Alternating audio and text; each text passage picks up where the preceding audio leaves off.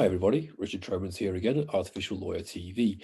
Today we're doing another product walkthrough. This time it's Gavelytics, which is the US-based litigation analytics company.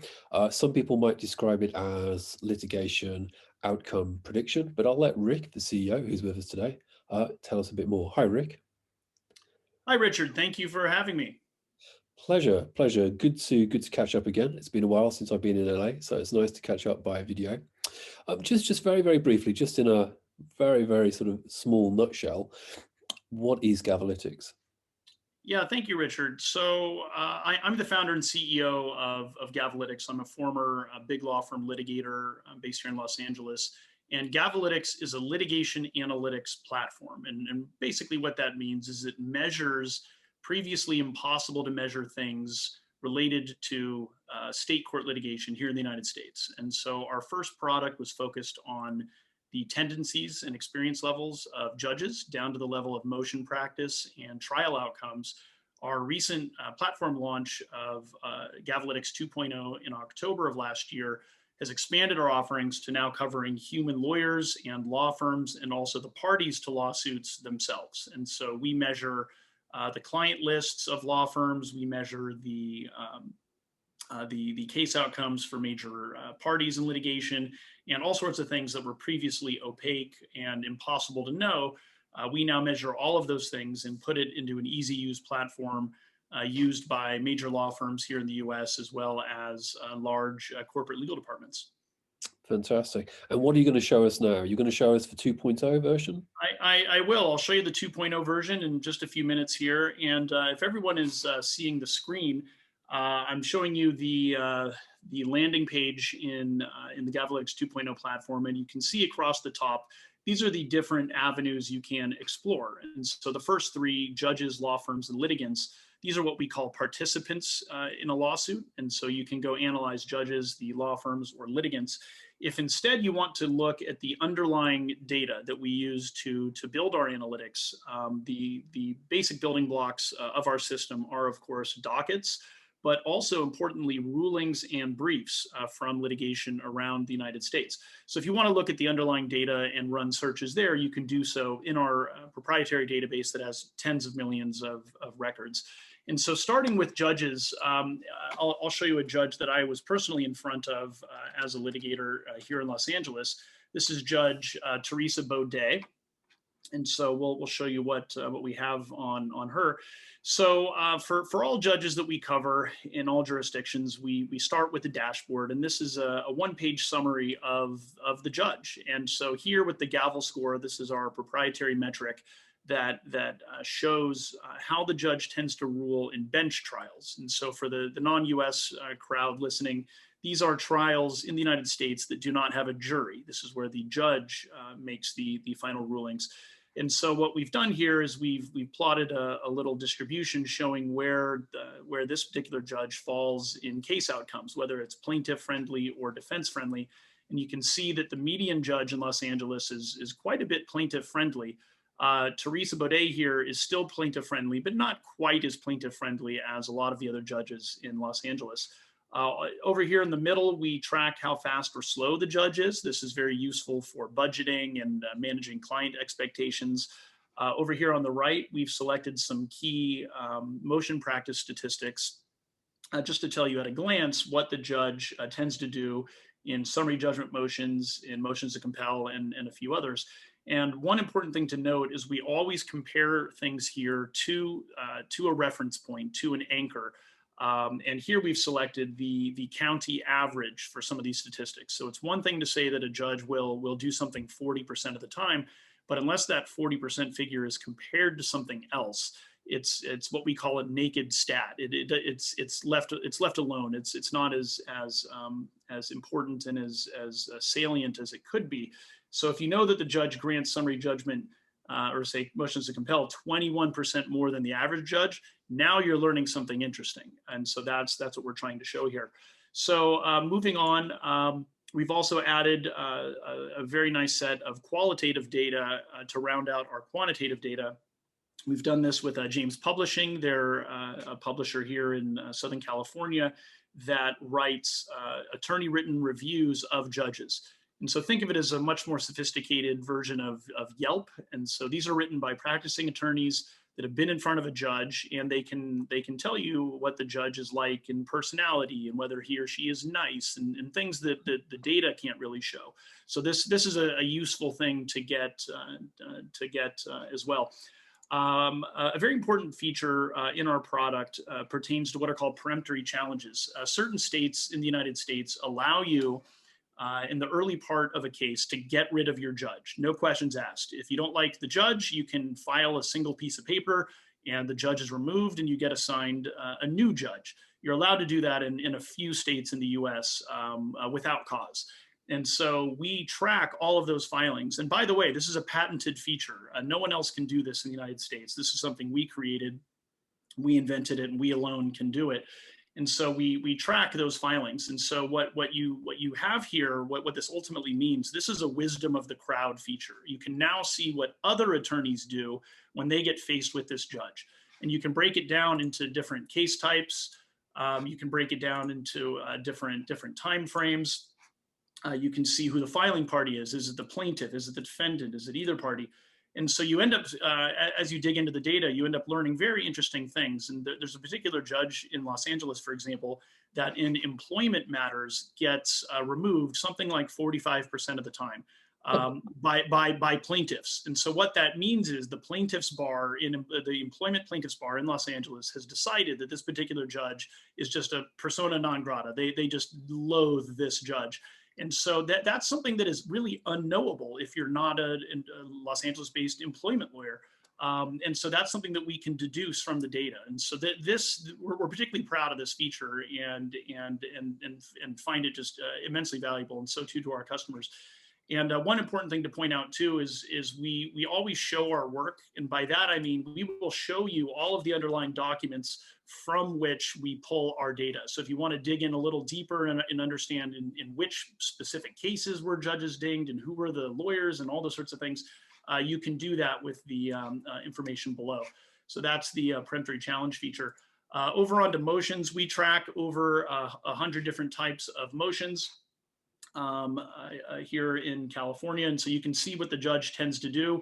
As always, we compare it to the county average. We also break it down by filing party. Certain judges will show pronounced differences in how they rule on a motion, depending on whether or not it was defense filed or plaintiff filed. And so we show that here. We also break it down by case type, of course, and you can focus on particular case types if you'd like up here. And then, as always, we show the underlying documents that give rise to the statistics here. And so this is very useful if you're litigating, because judges show really pronounced preferences in motions. Some of them hate demurrers, for example, or motions to dismiss. They love summary judgment and all these things. And if you know in advance that your judge tends to really dislike or conversely like a particular type of motion, you can write it differently, argue it differently, keep your client better informed, all those sorts of things. So you're just armed with more information. And then if you want to see additional underlying documents specific to the judge, you can do so here with the dockets, with the rulings section, and also with the briefs tied to the judge. So this is the judge product. This is the latest version of our judge product. And so it's new and improved for Gavelytics 2.0. Also new and improved is our law firm analytics. And so much like we have analytics on judges, we now track law firms and the individual human lawyers that work for them. So Greenberg Traurig is the law firm where I worked for about 7 years. And so we're going to look at what they're up to. One important thing, this is an example of our machine learning, which is a very important thing with dockets, because dockets are human generated by court clerks. And so they will type in a word like Traurig, which incidentally is the German word for sadness. So make of that what you will. But anyway, it can be misspelled, or you can have a comma, or you can have lowercase and uppercase. And so what ends up happening is it's easy for computer systems to get confused. And unless you take great care in normalizing names and taking all the variations of Greenberg Traurig and putting them into the same bucket, if you don't do that, you're going to miss information. And other platforms don't do a good job of this. And so what we do here, we show our work. And so we show you that these are the different variations of Greenberg-Traurig. And occasionally you might want to include or exclude some of these while you go run your search. And this is an important feature. And we do it also for litigants as well. And so anyway, if we're satisfied with Greenberg-Traurig there, we will then go view the report. And so here, what we've done is we've collated all of the different pieces of information we have for Greenberg-Traurig. And so you can see what their breakdown is in the types of cases they handle, in the opposing law firms that they've been up against, the parties that they've represented. You can see they do work for Whole Foods and Wendy's and Ford Motor Company, the sort of work that you'd expect a big law firm to do. You can see the judges they've been in front of. You can see the jurisdictions where they have the most cases. And so you can start drilling down and say, okay, let's look at Greenberg-Traurig in Los Angeles. What have they done here? And so this is a particularly useful feature. Oh, you can see in LA, there's been a lot of work with Ford Motor Company. And so this is a very useful thing if you're pitching business, for example. If you work for a law firm that, say, competes against Greenberg-Traurig, well, it's really nice to know who Greenberg represents, right? And what the outcomes were in those cases, and were they successful, and all those other sorts of things. And so you can do that. You can do that here. You can also go assess some of the actual work product by Greenberg and go look at some of the briefs. You can see that we've got a few thousand briefs written by Greenberg-Traurig. This, by the way, is a very useful legal research tool. I was always frustrated by the fact that in a lot of legal practice, you're reinventing the wheel over and over, which is silly. There's a good way to write a summary judgment motion, and so you should just go find that motion and in some sense copy it, or at least borrow from it. And you can do that here from Greenberg and lots of other firms. And so the litigant feature works in much the same way. So you can imagine we're going to look up Home Depot, the major home store here in the United States. And so we can go see Home Depot. And so now we're filtering by the litigant. So you can go see that, unsurprisingly, they get sued a lot in personal injury matters. And so here are the law firms that have been representing them. Here are some of the counterparties or co-defendants. You can see the judges they've been in front of. You can see the jurisdictions where they're most active. So same thing. This is a very useful thing if you want to pitch business to Home Depot, or conversely, if you're a plaintiff's lawyer and you want to sue Home Depot, and you find a jurisdiction where they're getting sued a lot, perhaps you should go investigate cases there. And so a very, very useful feature here for business development and other related matters. And then go ahead, Richard. I'll say, let me just stop you there because I'm running out of time, and there's a lot to look at here. We can't look at everything. So just briefly, just to sum up, I mean, it looks tremendous. You've got so much detail and data. Because when I first got to know Gavelytics, it was pretty much just on the judges, particularly on rulings and so forth, on motions. You've added a lot of background, but if you take it all together, I mean, does this give you a chance to, I guess it can't predict the exact outcome because that's just too complex, but how much of a positive steer can all of this data give you? Yeah, good question. So we like to describe ourselves as descriptive analytics as opposed to predictive analytics. We don't claim that we are predicting things. What we do claim is that we're accurately describing the past. Okay, so we're telling you what this particular judge or lawyer or law firm or party to a case has done in the past, and that doesn't necessarily mean they'll do the same exact thing in the present or in future cases, but it gives you a pretty good idea that they might. And so it's much like sports statistics or other statistical measures in other industries. So really, what we're trying to do is bring a level of empiricism to the practice of litigation that really isn't as present as it should be. My big criticism of litigation, having practiced in it for a number of years, is that it's really based on anecdote and custom and rumor and guesswork in ways that it shouldn't be. And so this version of our product really tries to measure things that were previously unknowable, so you can actually make evidence-based decisions, much like modern medicine is evidence-based and engineering is evidence-based, of course, has been for centuries. And I want the practice of law to become similarly evidence-based and grounded in empirical measures. So really, we're trying to arm the modern practitioner, the modern corporate legal department, the modern business developer.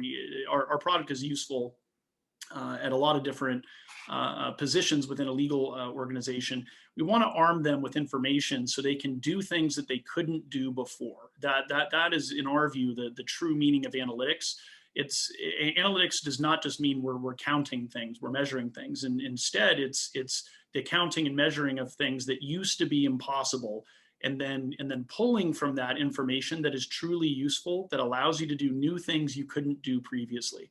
That's the whole vision of the business. And I can tell you that what you're seeing right now is not at all what the platform will be, even in just a few months. We're adding a lot of new things to the platform that's going to get just ever deeper into that analytical world. However, still always grounded in litigation practice. We always want to relate it back to things that are useful to the ultimate practitioner. And so there will be a lot of new things. And Richard, you'll hear about them first as they come out. And it's going to be a very exciting year for us. Fantastic. Thanks, Rick. Well, look, it's always good to speak to you. Thanks very much for this, and good luck with what you do next. Thanks a lot. Fabulous. Thank you, Richard.